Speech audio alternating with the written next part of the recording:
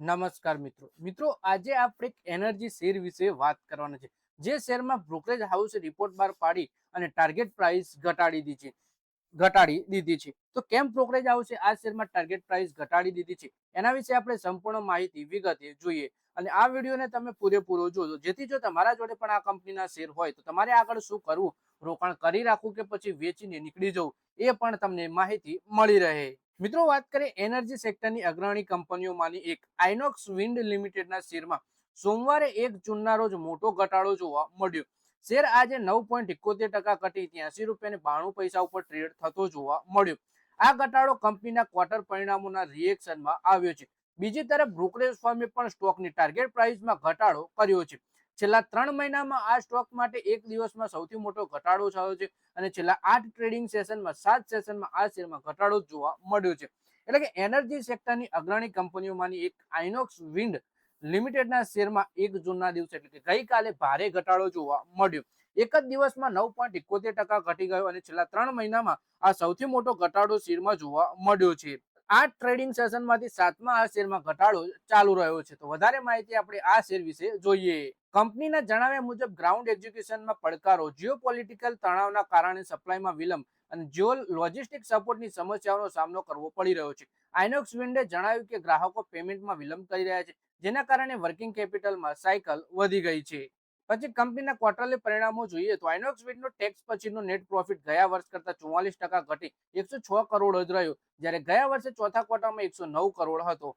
Quarter માટે revenue 1244 crore રહ્યું જે ગયા વર્ષે 1274 કરોડ હતું। એબિટા અને ગયા ફિક્સ યરના 253 કરોડ હતો કરતા 21.2% ઘટી 200 કરોડ જ રહ્યું, જ્યારે એબિટા માર્જિન 19.9% હતું તે હવે 16.1% થયું। એટલે કે નબળા પરિણામો પણ આ એક કારણ હોઈ શકે છે કે શેરમાં ઘટાડો આવ્યો। પછી બ્રોકરેજ ફર્મે ટાર્ગેટ પ્રાઇસ કેમ ઘટાડી એ જોઈએ આપણે તો નવમાં ઇન્સ્ટિટ્યુશનલ ઇક્વિટીઝે જણાવ્યું કે આઇનોક્સ વિન્ડે ક્વાર્ટર 4 FY26ના નબળા પરિણામો બતાવ્યા, જેમાં રેવન્યુ 1240 કરોડ રહ્યું, તેના અંદાજ હતો 2150 કરોડનો।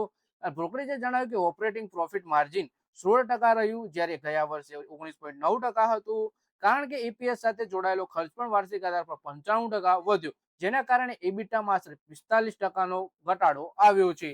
ગ્રાઉન્ડ લેવલ પર એક્ઝિક્યુશનના પડકારોને ધ્યાનમાં રાખી નવમાં FY27 અને FY28 માટે એક્ઝિક્યુશનનો અંદાજોના પહેલા 1.6 ગણા 1.6 ગીગાવોટ અને 2 ગીગાવોટમાંથી ઘટાડી અનુક્રમે 1.4 ગીગાવોટ અને 1.75 ગીગાવોટ કર્યો છે। બ્રોકરેજે FY27 ની FY28 ની કમાણીના અંદાજો પણ અનુક્રમે 33% અને 34%નો ઘટાડો કર્યો છે। આ કારણે નવમાં સ્ટોકના ટાર્ગેટ પ્રાઇસને પહેલા 155 માંથી ઘટાડી 123 રૂપિયા કર્યો છે, જે FY28ના પ્રતિ શેર અંદાજિત કમાણીના 20 ગણા અને ઓપરેશન્સ અને મેન્ટેનન્સ બિઝનેસ માટે ડિસ્કાઉન્ટ કેશ ફ્લો વેલ્યુએશન પર આધારિત છે। અંદાજમાં ઘટાડા છતાં બ્રોકરેજે આગામી કોર્પોરેટ એક્શન અને નવા ગ્રોથના અવસરોને ધ્યાનમાં રાખીને બાય રેટિંગ તો જાળવી જ રાખે છે। એટલે કે ભલે ટાર્ગેટ પ્રાઇસ ઘટાડ્યો છે પણ બાય રેટિંગ તો આ શેરમાં આપી જ છે એક્સપર્ટે। પછી મોતીલાલ ઓસવાલ શું જણાવે છે એ જોઈએ તો મોતીલાલ ઓસવાલે પણ શેર ઉપર બાય રેટિંગ જાળવી રાખી છે, પરંતુ ટાર્ગેટ પ્રાઇસ 121 માંથી 110 રૂપિયા કરી દીધો છે। મેનેજમેન્ટની સ્ટ્રેટેજી છે કે સમય સાથે ઓર્ડર બુકમાં પ્યોર ઇક્વિપમેન્ટ સપ્લાય કોન્ટ્રાક્ટનો ભાગ ધીમે ધીમે 27% માંથી વધારી 75% કરવો, જેથી વર્કિંગ કેપિટલની અસરકારકતા અને માર્જિનમાં સુધારો થવો જોઈએ અને આ તેમને પસંદ છે। જો કે મોતીલાલ ઓસવાલે આઇનોક્સ વિન્ડના ફાઇનાન્શિયલ યર 2027 અને 28ના એબિટાનો અંદાજ અનુક્રમે 7% અને 6%નો ઘટાડો કર્યો છે।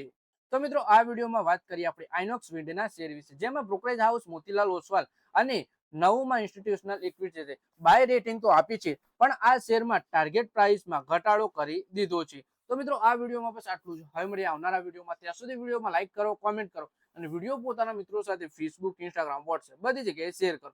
શેર બજારની આવી જ માહિતી ગુજરાતીમાં જોવા મળે તમે ચેનલને સબસ્ક્રાઇબ કરી ઘંટડી દબાવી દેજો અને આપણા ફેસબુક પેજને પણ ફોલો કરી લેજો।